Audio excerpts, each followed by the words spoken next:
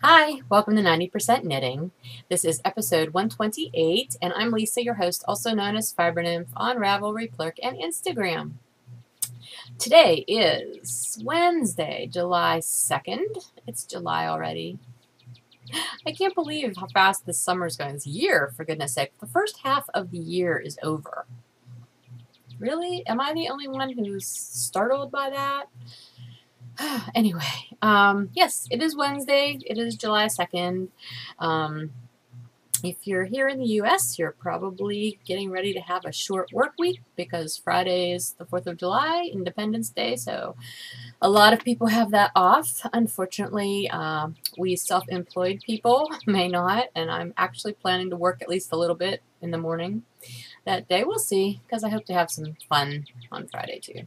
Anyway, welcome. I'm glad you're here. Let me see. I've got stuff everywhere here today. Let me say hello to a couple of people.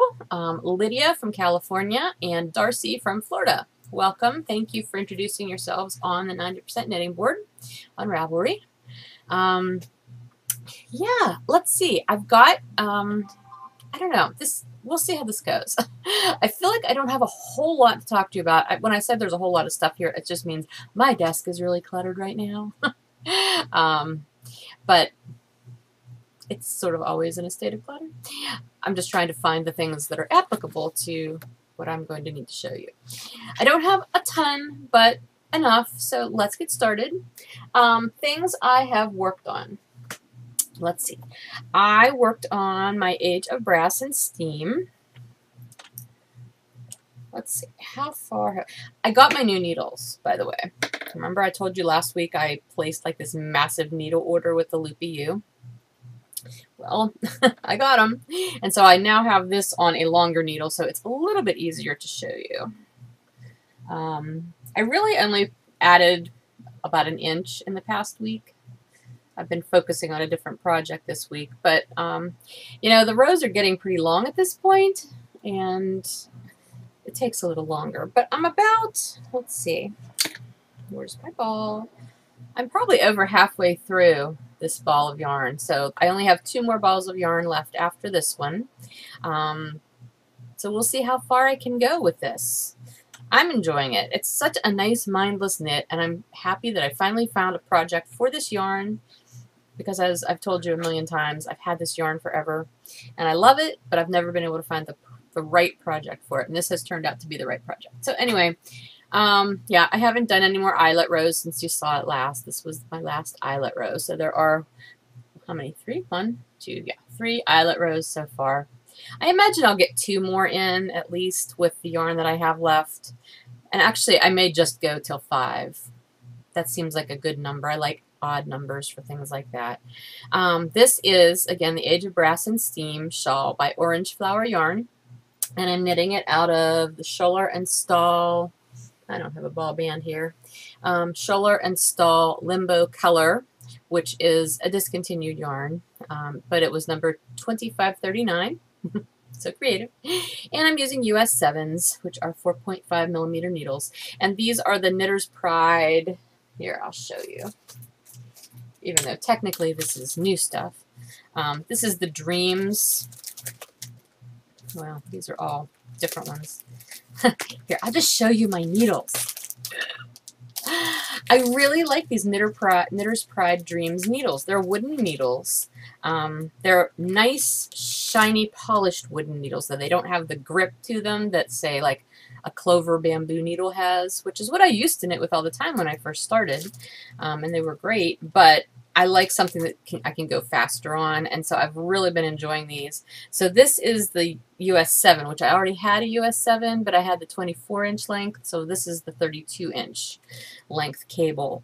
And I also picked up US 5, US 6, and US 8s, all in 24 and 32-inch. These are super affordable when it comes to needles. I mean, if you compare them to like Addie's or definitely like Signatures or any of those other really high-end designer kind of needles. And I think they work great. The joins are really nice.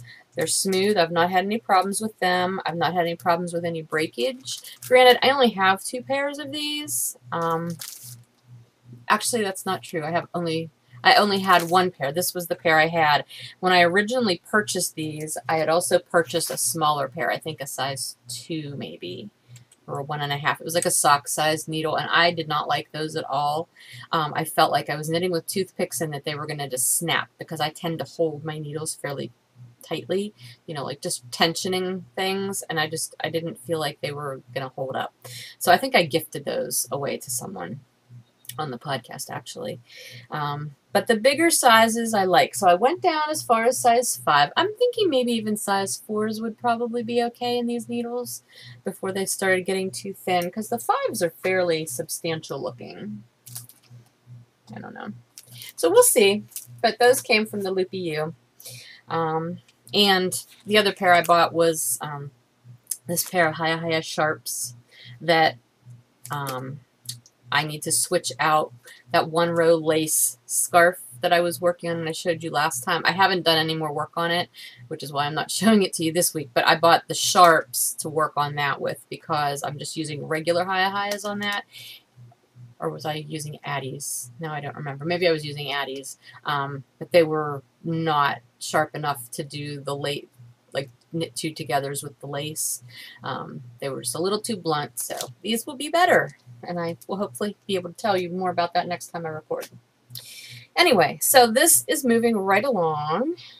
Well, slowly, but it's coming along. Progress was made. I left my curtain up again this week because, again, there's a little bit of a breeze coming in, and even though it's early, it's only like 8:45, and not super, super hot yet, it feels like it's going to end up being really muggy. So I just want the air to flow, because this room does not have air conditioning. Did I tell you guys I got a portable air conditioner? I can't remember if I told you this on the last podcast or not, because we have window air conditioners in the 2 bedrooms. This room, I have an air conditioner for, but it blocks out half of the light, because this is the only window in this room, so half of my light gets blocked out, and it would be super noisy, especially while I'm recording. So I never put the one in here. But like my kitchen, living room, and dining room is always so hot and soupy at this time of year, through the second half of summer. And since I have people who come and help with yarn, I don't want any of them to melt, and I don't want to melt myself. Last summer was deadly. Well, I mean, this is my 4th summer dyeing now. So it's been hot, but since I'm dyeing so much more than I have been, I thought it's time to get a portable air conditioner. You know, one of those units that sits on the floor and it rolls. It has wheels, hence the portability. And then it has sort of like a dryer hose that connects to the back of it and then connects to this little narrow frame thing that fits in your window. So its footprint in the window is much smaller than a regular window air conditioner, which I love because, again, I hate blocking out natural light. My house sits with the main exposures north and south, so I don't get a lot of direct light, but the back, the north side, gets the most natural light during the day. So I'm loath to try to block any of that out if I can avoid it. So anyway, I'm very happy with this portable air conditioner. It's an Idylis, I-D-Y-L-I-S brand is what I ended up with. 12,000 BTUs. It's supposed to cool 500 square feet, which is approximately the area of my kitchen, dining room, and living room. The dining room definitely is nice and chilly. If I aim it towards the kitchen, it really does help while I'm dyeing. The living room, if you're outside and you walk in from the heat, it feels nice in the living room, but after you're inside for a while, you can definitely tell the living room doesn't get quite as cool as the other 2 rooms, but that's okay. It's miles and miles ahead of where I've been for the 20 years I've lived in this house in the summertime. It's awesome to have that little bit of air conditioning. Wow, this is quite a tangent, isn't it? Because I'm in the middle of knitting, and I'm not even sure how I got there. Oh, I think I was saying I left my curtain open because I've got the window, but this is the only room that I'm leaving a window open in, because the air conditioning definitely does not really come in here. So anyway, there you have my review of my portable air conditioner. I think maybe I purchased it Tuesday last year, like after I podcasted maybe, or right before, and I hadn't set it up yet. I don't remember. But it's a new thing, and it's a happy thing. We are all enjoying it like you wouldn't believe. Okay, Age of Brass and Steam. I've talked about that. I started a new project this week, and that's what has mainly been getting my attention. I can't remember. I should just go back and like actually watch my podcasts, I guess, so that I can remember things. I don't remember if I mentioned this or not last year or last week either. At the show in Minnesota, I realized I really don't have any DK weight samples, and I know people are always offering to knit samples for me, and I sometimes take them up on it. Matter of fact, I know I have a whole list of people who volunteered to knit samples for me, but some things are just small enough, and I want to try the patterns, so that I try to do them myself. At any rate, I started a DK weight project, and it's color work. I don't do very much stranded color work, but it is a mitt. Ooh, you know what? It actually looks way better on camera than it does me looking at it right here in person. That's odd, because usually it's the other way around. Things generally look better in person than they do on the camera. But yeah. Anyway, okay, let me tell you about this first. This is a little involved. This was the first pattern that I found. Okay, this is a Ravelry pattern. Let me get all of the pieces of paper together. And it is called Mittens for Mimi. And it is by Anna Mazzarella. Okay, so I found this and I thought the mitt part, the flower motif on the mitt part was really pretty, and I really liked it. And I wanted to do that. But I was looking at it and I thought, okay, it has a ribbed cuff on it. Now this is a traditional type of a Norwegian mitten called Selbuvoter. I have no idea if I'm pronouncing that right. I've also seen it shortened to just Selbu. Anyway, I've always wanted to try to knit a pair of these, and I've never taken the time to do it. So I thought this would be a good opportunity since I'm using semi-solids in my DK weight. However, I didn't like the ribbed cuff, because pretty much any of these mittens that I've ever seen, they've all been that straight. Like they're straight mittens, like the whole thing is the width of the mitt part, like it goes down to the cuff. So I thought, I wonder why this one has ribbing instead of that. So I decided to look around and I found a second pattern that I really liked. And there's actually not a picture of it. It's a snowflake motif, and I don't want to show it to you because all I have is charts. I mean, that's basically what downloaded. But it's called Rigmore's Selbu Mittens. R-I-G-M-O-R'(S), Selbu Mittens. Second pair is what this says. I think on Ravelry it just says Rigmore's Selbu Mittens. And it's by Rigmore's Knits. I don't know where she's from. I was going to look that up. I don't know if you really need to know that or not, but I'm now curious. So hang on there a second, and I will look it up. By Rigmore Dunn, D-U-U-N Grand. She is from Norway, Oslo, Norway. Okay, so it would make sense that she's designing Norwegian mittens, right? Anyway, I found her pattern. She's got two, actually, and they're both beautiful, and I'm probably going to knit both of them at some point, too, because I just really, really like them.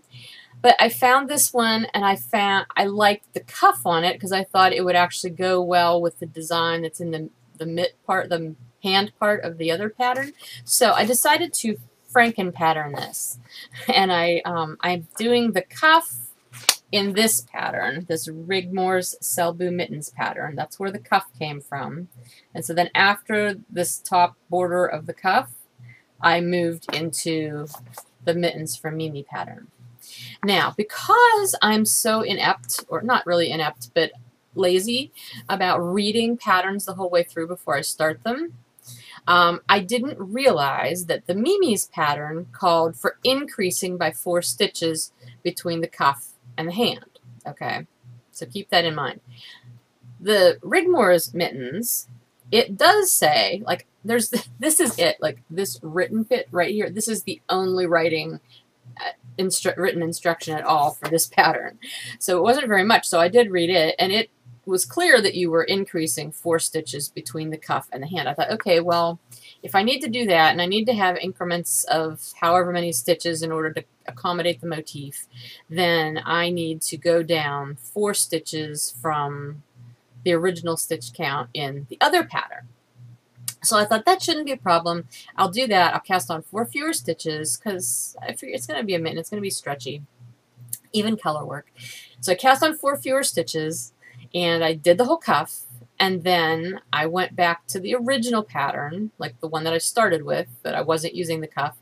And that's when I saw that it also calls for casting on 4 additional stitches between the cuff and the hand. So that meant I was short 8 stitches from what I needed to be able to do the hand chart that I wanted to do. Now, at this point, I could have just chosen, oh no, I actually could not have just chosen. See, I was going to say I could have just chosen to do this one, but I couldn't because it was a totally different amount of stitches too. Ah! So I ended up just the 2 rows, there's 2 just plain knit rows. No, there's 3. There's 3 plain knit rows, one of which you're supposed to do your increases in, the middle one. Well, I ended up just doing 1 plain knit row round, and then on the next 2 I increased 4 stitches on each of them, giving me back my 8 stitches that I needed, and then moved on to the hand pattern, and it worked fine. Now, the only other problem that I ended up having, and this is not a problem really with the pattern, neither of these patterns, I will say, have extremely detailed instructions. I mean, they're kind of assuming that you know what you're doing, which is fun because in between looking at the pictures and the charts, you can kind of figure it out.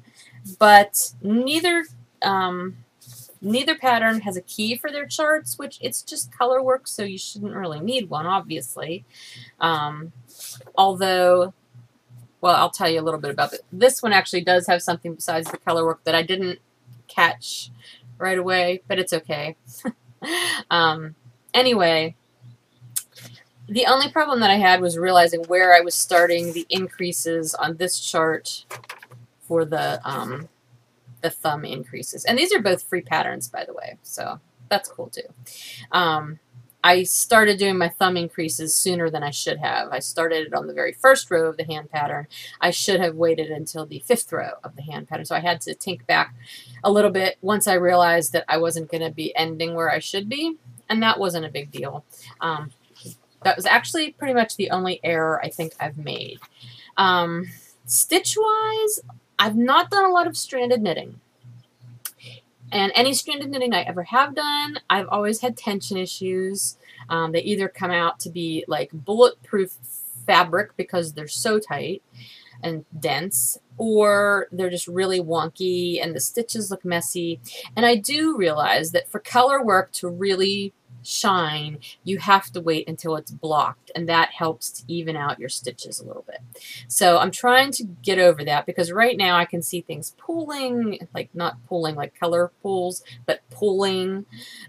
There's some stitches, where is it? Over here. It almost looks like I missed 2 gray stitches that should be right here, but I didn't. They're there. They're just super, super tight in there.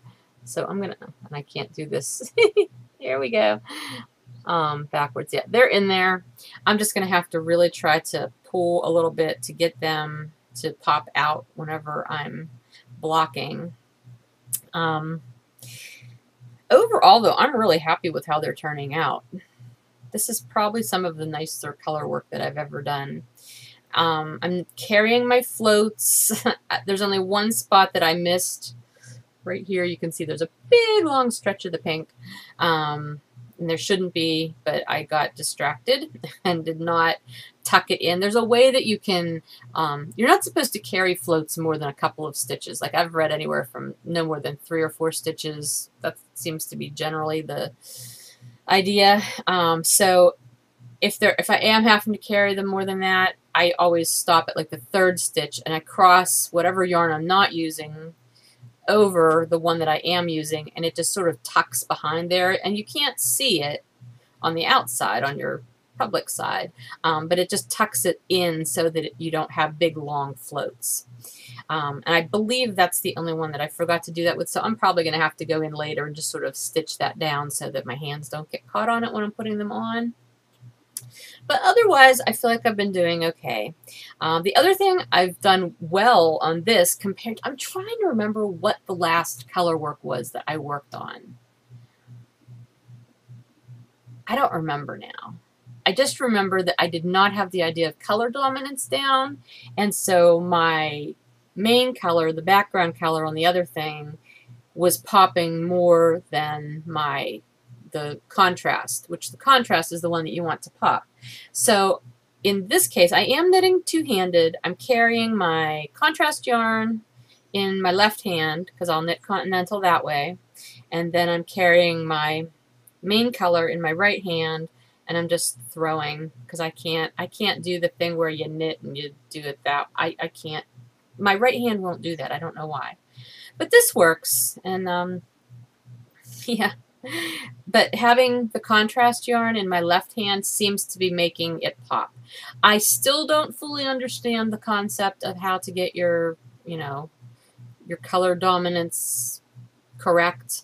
I've read some things about it. I need to go reread them so I more fully understand it. But in this case, I just sort of lucked out that it's working.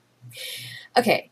The last thing about this pair of mittens was that I was not sure because, again, the instructions are not super clear on that second pattern, and since I was not doing the ribbed cuff on the first pattern, it wasn't any help to me. But on this one, the only thing there was at the bottom of this first chart, I see what it is now. It's 2 rows of ribbing, 1 by 1 ribbing. I didn't really realize that's what it was because, again, there isn't a key and it's not really spelled out in the written directions. I didn't want to do ribbing. Like, I thought about doing ribbing, and I thought, well, that might look funny. Well, so I chose to do, I knit 8 rows, I cast on, and then I knit 8 rows. And then I did a purl row, and then I started into the chart. And I did the first 8 rows of the chart, and then on, well, no, I guess I did the first 7 rows of the chart. And then on the 8th row, I folded on the purl ridge. I folded that in, so I have a folded in a hem, basically, and I knit 2 stitches together as I went around that 8th row, which automatically does the hemming. So you don't have to go back and seam it at the end to turn that cuff up inside. So it's super, super thick. I mean, obviously it's double fabric, plus there's some stranding in that part of the cuff, so it's even thicker. So that part of my hand should be pretty warm. But you know what? It's working out fine. I'm really pleased with it. And I did write up in my project page, in my notes, what I was doing and how I was doing it. I'm going to put this on so you can kind of see. This will be about where it'll be. So that's where I am now. I wrote the details of how I was doing all this and all the changes I was making and how I was morphing the patterns. Well, I ended up getting a message from the designer of the second pattern, the Rigmore's Selby Mittens. Her name is Rigmore. Go figure. She left a comment on my project saying, I can't wait to see how your thing turns out. She said, I know it's not really spelled out in the pattern, but those first 2 rows are ribbing. They're a 1 by 1 rib. And she said that is traditionally how those mittens are made. Then she also explained to me that traditionally in these Norwegian mittens, the women's mittens had ribbed cuffs. These ribbed cuffs. It was the men's mittens that were the straight up and down style. I didn't know that because, like I said, I've mainly only ever seen the straight up and down kind, right? So I'm diverting from tradition, and she said she's not really sure how strongly that tradition was held up. Excuse me. Anyway, but that's the reason why. So I learned something new, and it was really sweet of her to write to me and tell me that stuff. And hopefully she was not upset that I'm morphing her pattern with somebody else's pattern and putting them together and doing my own thing.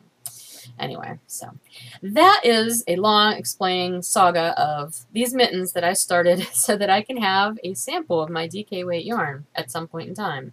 I probably should be working on something else. I've got tons of worsted weight samples, and I'm going to be taking worsted weight to SSK, so I'm good with my worsted weight samples. I probably should be working on that lace stole thing that I'm doing, that 1 row lace scarf thing, and have that.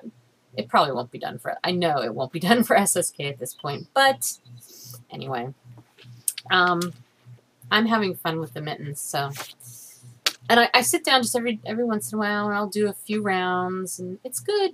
I'm having fun with it. And I did just put in my waste yarn for the thumb. I don't know if you can see it, that dark purple yarn. It's actually kind of like doing an afterthought heel, but it's an afterthought thumb. So I don't know if that's what it's called, but that's what I'm calling it. So, okay, those are the only things I've worked on this week. The new KAL, the head to toe KAL, has begun. It started yesterday, July 1st. All of the information is on the 90% knitting board on Ravelry, but just to recap it, this is going to be a 4-month-long knit along or crochet along. If you can figure out how to do it with weaving, you're welcome to, but those are probably the main 3 things that you'll be able to do. Or knitting and crocheting would be the main 2 things. The first month, we're doing anything headwear. Okay, so July is all about headwear. Headbands, hats, hair accessories, whatever you would wear on your head, that is what you can do for July. And then August, September, and October, we're going to work our way down the body. August will be cowls, scarves, anything for the neck and upper back, small shawlette kind of things. August, September will be hands and arms. October will be feet and legs, and then through the whole 4-month period, you can work on a large body object, which would pretty much, I'm saying loosely, like 1,000 yards or more. If it's an adult-sized garment, okay, an adult-sized sweater, a large shawl, you know, not like a 400-yard mini shawl, like shawlette kind of shawl, that would be more for August, like the upper, you know, neck and upper back. But a large-sized item, and I'm going to let you use your discretion. If you have questions, PM me, and I'll let you know what I think. I'm not trying to, you know, be all hard-ass about it. I just want this to be fun, but I'm trying to give you some parameters. Anyway, for the whole 4 months, you can work on a whole body thing, and that will be a 5th category. Anyway, like I said, all of the guidelines for the KAL are on the 90% knitting board. There's 1 thread for general chatter about the KAL. I'm really enjoying hearing you guys get excited about it and sharing your ideas of what patterns you want to do. It sounds like you're having fun with it already. So that's the one that you can just chatter. For the whole 4 months, that'll be our chatter thread.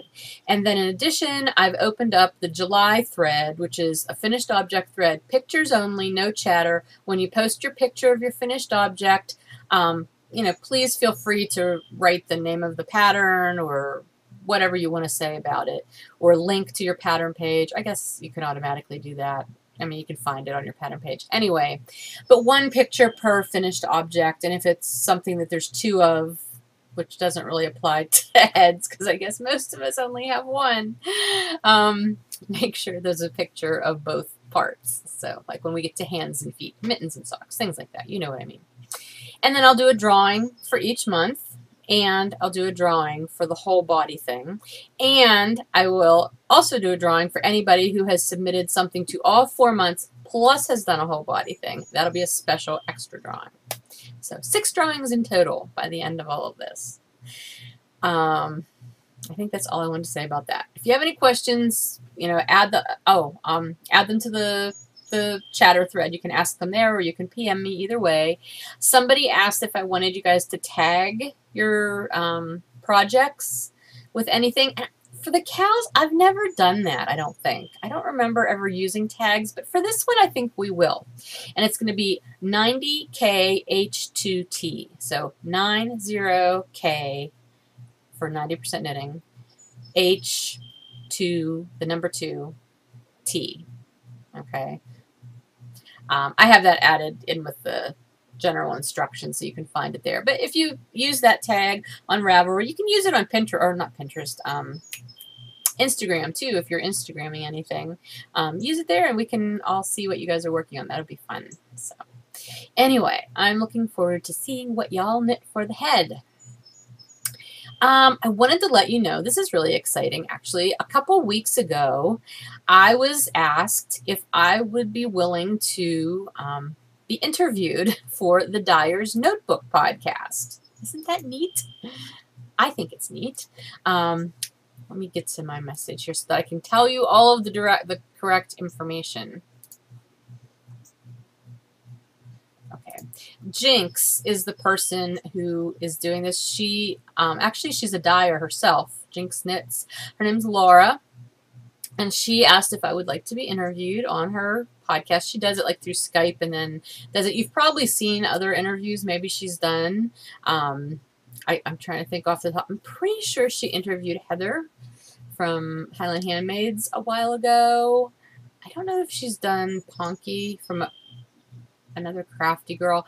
I don't remember. I know she's like, I looked through her archives to see who she's done, and I recognized several of them. So anyway, I was really flattered that she wanted to interview me as a dyer. That's what she does. Her podcast is called The Dyer's Notebook, and I'm going to put links in the show notes on the episode thread in Ravelry on the 90% knitting board so that you can find this stuff. But basically what she does ahead of time is she puts up a thread in her podcast group on Ravelry for questions. Like if you have questions that you would like to ask the dyer, that would be me.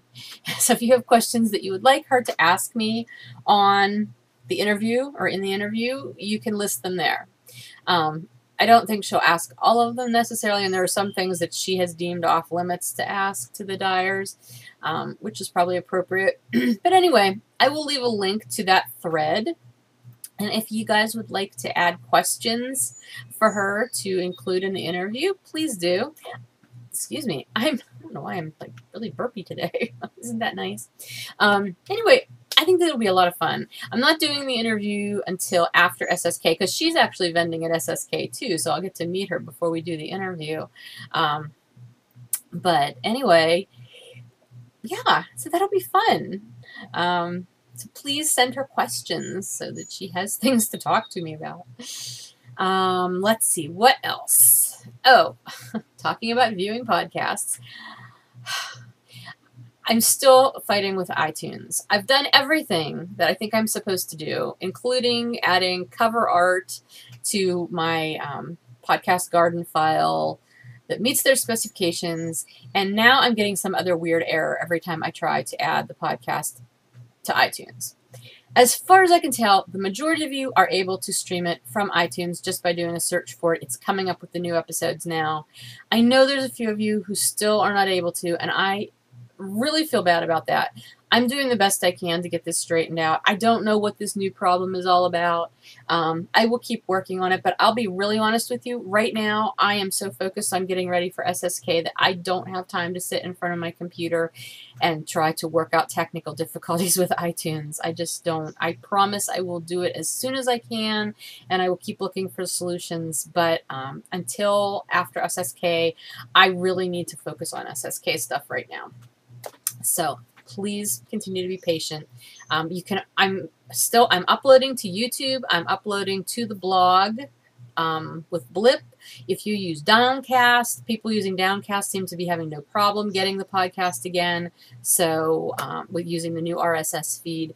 So maybe try another option if you really want to for a little while. And if not, I understand. I'm just letting you know I'm doing the best I can. Okay, I think that's everything I have for... Oh no, it's not. Ah, I was going to mention this. Let's jump back to the cow. Okay, we're going back to the cow. I wanted to let you know what I'm planning to knit for July for my headgear. Since I'm in this stranding phase, did I tell you? I don't know if I even told you the details. I told you this is my DK weight yarn. It's the Bonafide base, silver, gray, and hot cherry pink. And I'm using US 3 needles, I believe. So, sorry. Boy, I'm all over the place today. Anyway, I wanted to let you know, for the head thing, I believe I am going to attempt to do this hat, the Sheep Heid hat, which I have had this pattern, I've had the kit, actually, for a couple of years almost. I ordered it directly from Jameson in Scotland. Is that where they're at, I think? Yes. Well, she's in Scotland. Kate Davies is the designer. Wherever Jameson and Smith is located. Shetland. The Shetland Islands. Yes, Shetland Isles. That's so cool. My yarn came directly from there. But anyway, I showed this back when I first purchased it, and I have not done a thing with it other than put all of the yarn in a pretty basket so that I can look at it and say, oh, look at all the pretty natural yarn colors, because it really is pretty. This is all Shetland wool, and the hat uses all 9 natural colors of the Shetland wool, of the Shetland sheep. And those colors are, in addition to white and black, there is Galmagot, Catmillet, Musket, Shayla, Sholmet, Morit, and Yuglet. Here, I'll show you the key anyway. That's the names of them. I've heard of Morit before. It's sort of a brownish one. I think this one's Morit. So it's sort of the brownish one. The other ones I've never heard of before, but I think they're really cool names. So anyway, I believe once I finish this first mitten, I'm going to pause on the mittens and I'm going to start the hat. It really looks daunting to me just because of all the color work, and it's a sport weight yarn, and I'm knitting it, I think, on size 3 needles. No, 3mm needles, so 2.5 US 2.5s, which is not a small needle. And I'm pretty sure I have all the needles I need for this, so I shouldn't have to buy any. But I don't think it's going to be quite as daunting as I'm imagining it to be, because you only use like 25 yards of each color. It says less than 25 yards of each of the 9 natural sheep shades of Jamieson and Smith Shetland Supreme. So it's hat. I mean, hats aren't long. I can knit a hat in a few hours, a regular hat. So I'm thinking I should be able to finish this hat in July for the knit along. So that's my plan. Okay. That was everything I was going to tell you. The pattern, I do believe, is available. I think you can download it through Ravelry. I don't remember if at the time I could or not, but I wanted the actual natural yarn. That's why I ordered it from Jamieson and Smith and got it and paid a fortune in shipping. So, okay, now 10%. Last Saturday was Emma's graduation party. It was wonderful. We had such a good time. I wish I would have taken more pictures. I didn't take a ton. I took a lot of like her with her friends and people, so I'm not really going to post those for you. I'll see if I have any that I can post just of the party, like how we had it set up and everything. It was at a pavilion at a park, but I don't know, 10 minutes from our house. Beautiful day. It was stinking hot. Oh my goodness. It was really, really hot. It was, I think, 91 at the height of heat that day. But where we were on this one slope where the pavilion was, and there was a really nice cross breeze going pretty much all day. So that was a saving grace. But we had perfect weather. She had a great time. It wasn't a huge party. I'd say we maybe had 35 to 40 people throughout the day. So we had a lot of food left over because I had ordered food for 50. I knew that was a high number. Like, I knew I was overestimating, but I would rather have more food than not enough food. You know what I mean? So we've been eating a lot of picnic leftovers this week. Matter of fact, I'm kind of sick of picnic leftovers. I ate the last little hunk of turkey hoagie this morning for breakfast. Anyway, and I finally threw the potato salad out yesterday because I thought, you can only keep potato salad so long. So anyway, it went great, and I'm really glad for her. She and I spent, Thursday and Friday last week, like, finishing up everything to get ready for it. We did a box, and then my rubber stamping supplies came in handy because there's this thing, I don't know if you've seen it, I saw it on Pinterest, and I know some of her friends' grad parties have had it, where you have little note cards with a key stamped on it. You can actually do it with real keys and tie note cards to them. I wasn't buying that many real keys, sorry. For people to write notes on for keys to success or keys to life or keys to whatever, So we had that, and we put that together, and then we had, we put together a box for people to put cards in. And then the picture boards. Oh my gosh. Okay, now the whole idea of picture boards is sort of, I won't say it's new to me because I have seen them. I've mainly seen picture boards done at funerals, though. You know, you go to the funeral home and somebody's put together boards of the person's life, and they're really nice. It's a really nice way to memorialize a person's life. I guess I kind of thought maybe you would do it for a graduation party too, but that thought hadn't really fully formed for me until earlier the week of the party. And then I think even Emma said something about picture boards. I'm like, yeah, I was thinking about that. I said, I guess we should do those. I said, I don't know that they're going to be very big because, number one, any pictures that I've taken probably since 2008 are all on my computer. Like, I don't get prints made unless I need them for something specific. Before that, everything from about 1998 up till 2008 are already in scrapbooks, and I'm pretty sure I don't have the doubles because I probably threw them out after I scrapbooked. I wasn't tearing apart these scrapbooks because a lot of my scrapbooks are creative memory scrapbooks, and as you may know, if you've ever used a creative memory scrapbook, at least that's how they used to be, the pages themselves are strapped into the book and you slip the page protectors over it, as opposed to other scrapbooks where you have the page protectors get strapped in and you slip the pages in. Way easier. Well, I wasn't taking these things all apart in order to make copies of pictures. I just wasn't. And so then I had, you know, a couple years, because she was born in 96, you know, so I had the first couple years of her life that weren't in scrapbooks yet. Then all the scrapbook pages, and then all of the years that are just sitting here on my hard drive, backed up. So yeah, I kept putting it off. That's the moral of this story. I put the picture boards off until Friday. Bad idea, because it was a freaking time-consuming project. Part of the reason I was putting it off also was just because I knew it was going to be a very emotional and bittersweet project to do, considering, you know, recent happenings in my life in the past year or so. I just wasn't sure I was prepared to deal with that. But then I had to bite the bullet and just do it. And in the end, it turned out really well. I got 3 big, those foam boards that you can get like at Packatans or whatever. I got 3 of those, and I sliced them in half. So, because that was the other thing, I wasn't really sure where I was going to put them in the pavilion, because we weren't allowed to staple or nail anything to the posts or the pavilion. We made use of other people's nails, though. People who broke the rules, we totally used those to hang our decorations.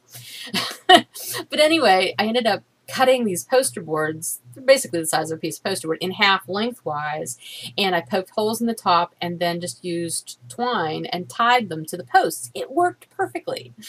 So we had these 6 narrow picture boards that encompassed her life from birth through now. They turned out really nice. Matter of fact, it was funny. Her dad was there, obviously, and they're having, like, their family is having kind of a joint graduation party for her and her cousin this Saturday at their house. And he's like, hey, can I borrow your picture boards for next week? I'm like, okay. I said, they don't really have much of your family on them, which was not on purpose. I totally wanted to include pictures of, like, her with her grandparents, you know, his parents. We don't have any. Okay, here's a heads up for you guys who have younger kids. When you're at family events, like holidays or birthdays or whatever you do with your family, maybe you already are mindful of this. Make sure your kids are actually in the pictures with their grandparents, especially as they get older. Because I've got pictures of my in-laws and I've got pictures of my kids at the same event, but they're not together. There was only one picture from recent history that had everybody in it, including my parent, my mom and stepdad, his parents, his grandfather, and my kids and us, and my ex-daughter-in-law. It's like, I guess I could have put it up there, but I didn't. I don't know.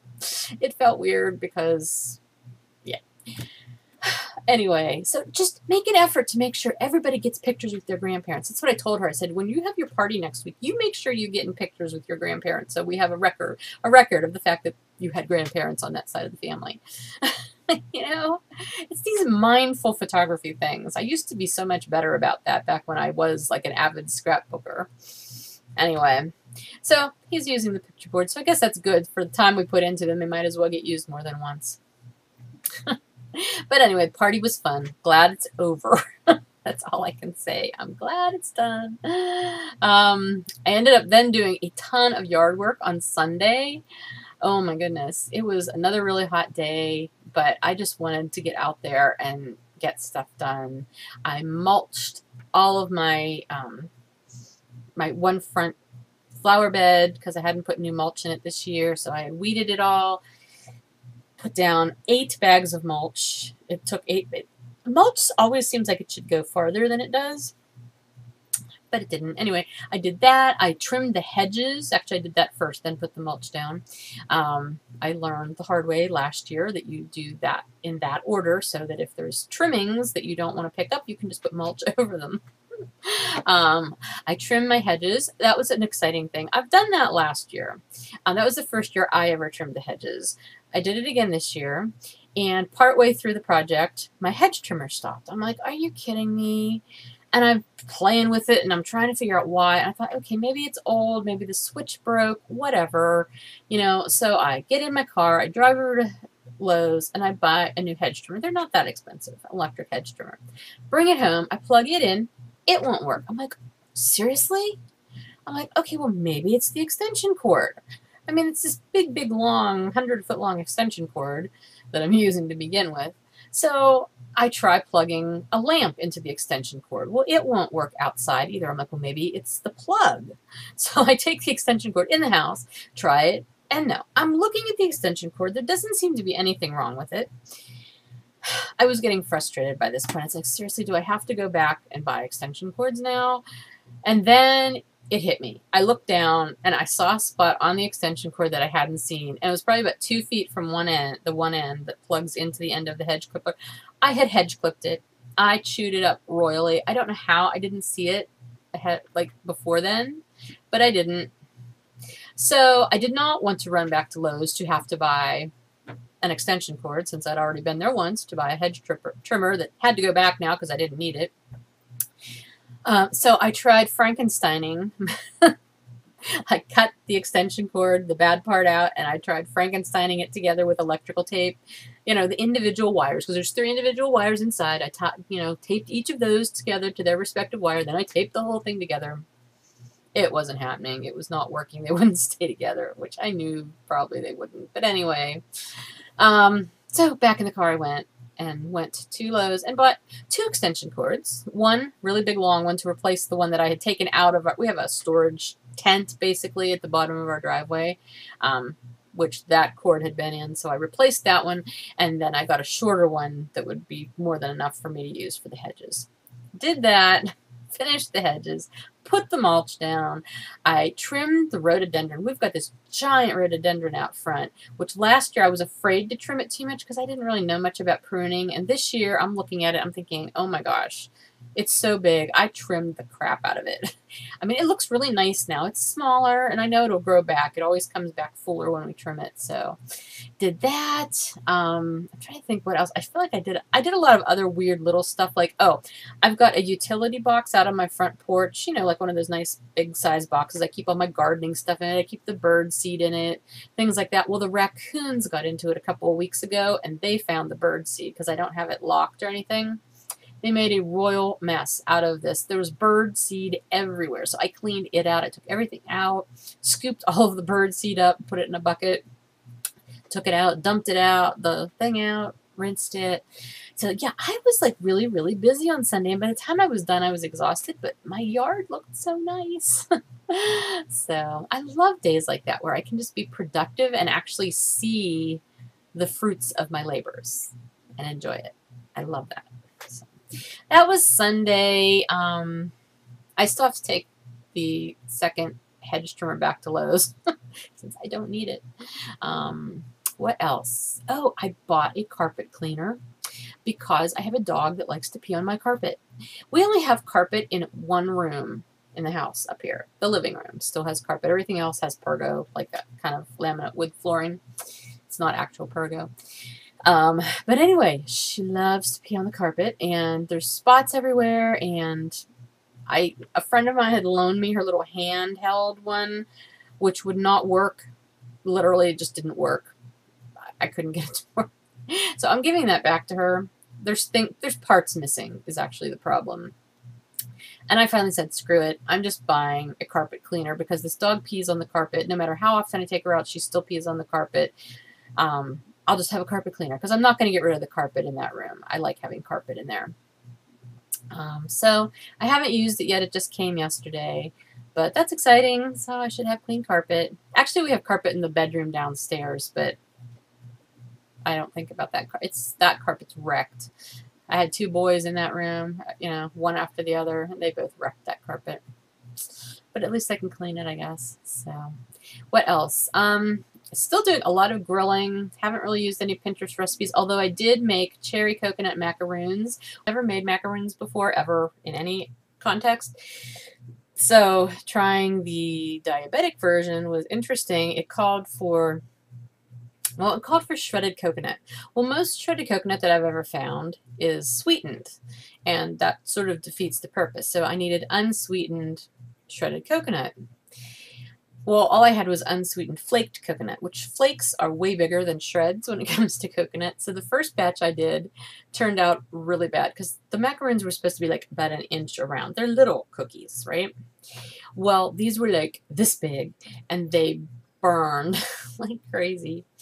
So I kind of threw most of those away, and I started over with, I still had enough flaked coconut to make another batch. I put it in my little mini chopper and chopped it up a little bit finer. That helped. It wasn't perfect. It still wasn't shredded, but it was helpful. So I did that and made them smaller, and they turned out much better the second time. Jim really liked them, so and he loves macaroons, so that was good. I feel bad because Emma bakes a ton of things, but they're never sugar-free, so it was something that he could eat and enjoy. But yeah, that's really the only Pinterest recipe I think I've used lately. Everything else has either been stuff that I see on there and I totally deviate from the recipe. I use it more as a suggestion or a guideline, or it's just stuff that we're grilling because it's nice, you know. I love grilling and making shish kebabs a lot lately. You can do lots of different things. We made Spam shish kebabs last night because we brought the Spam back from the Spam Museum in Minnesota. So we used the teriyaki Spam for shish kebabs last night, as well as kobasi and some shrimp. So it was quite the collection of grilled items last night, but it was all yummy. Let's see. I think that's it. Let's move into shop news. I don't have a lot of shop news right now because there isn't going to be an update this week. There's probably not going to be an update until after SSK at this point. I may add a few things here and there to the shop, but nothing in bulk. So just check the shop occasionally. If you're on Facebook, you know, check there because I try to alert. That's usually where I go to whenever I'm putting things up. I'll say, hey, you know, I put such and such on there. If it's, you know, like a spur of the moment thing.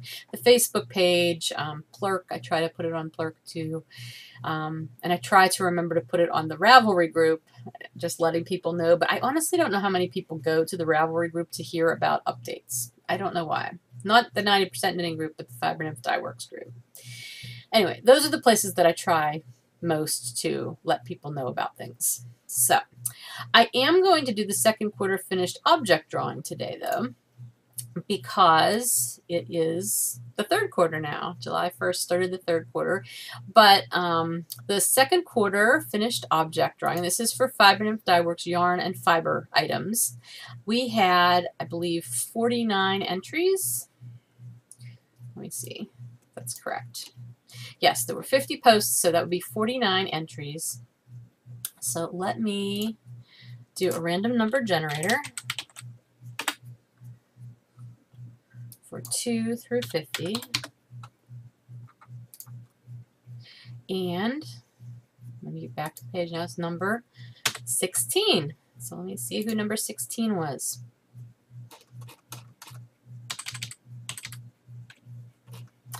Number 16 was Christina4635.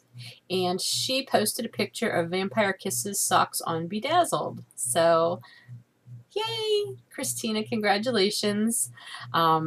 you have won a $25 gift certificate to my shop. So whenever you hear about this, please PM me and I will give you the details about that and how you can redeem that. And thank you for knitting with my yarn.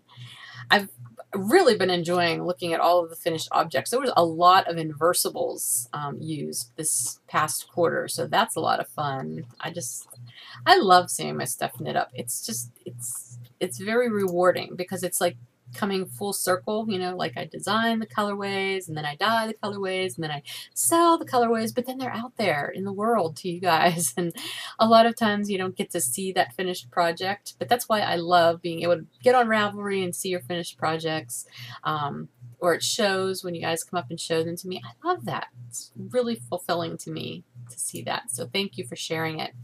And so now there is the third quarter finished object thread up. So anything that you knit, that you finish knitting or spinning and then knitting with Fiber Nymph Dye Works yarn or fiber, please post your finished object picture in the third quarter thread. That will go from July, August, and September. And then I will do a drawing for another $25 gift certificate at the beginning of October for that. So, let's see. Excuse me, what else? SSK is coming up. Like I said, today is Wednesday the 2nd. I leave 2 weeks from today. I will be bright and early. I will be on my way there by now. Yeah, so the next 2 weeks are pretty much going to be nothing but dyeing for SSK and getting ready to go.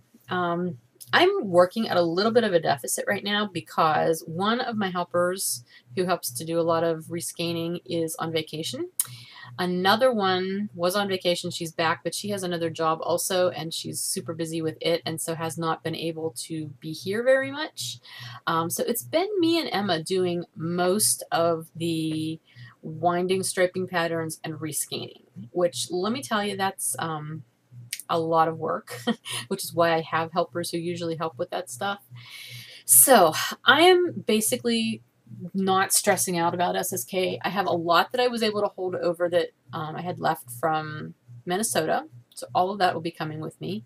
I'm trying to bulk up with the colorways that everybody's always looking for, like Fruit Loops and Star Trek-y and Soft Kitty and those ones that you always know people want to see.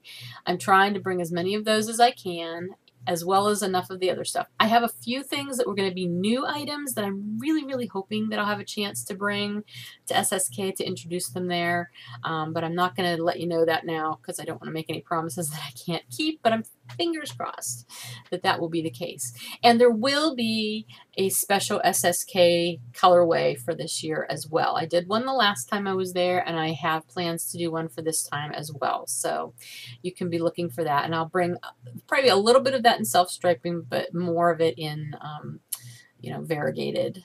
So anyway, I'm really looking forward to SSK. Jim was going to go to this one with me as well. Like I said, he went to Minnesota with me a couple weeks ago and was an awesome help.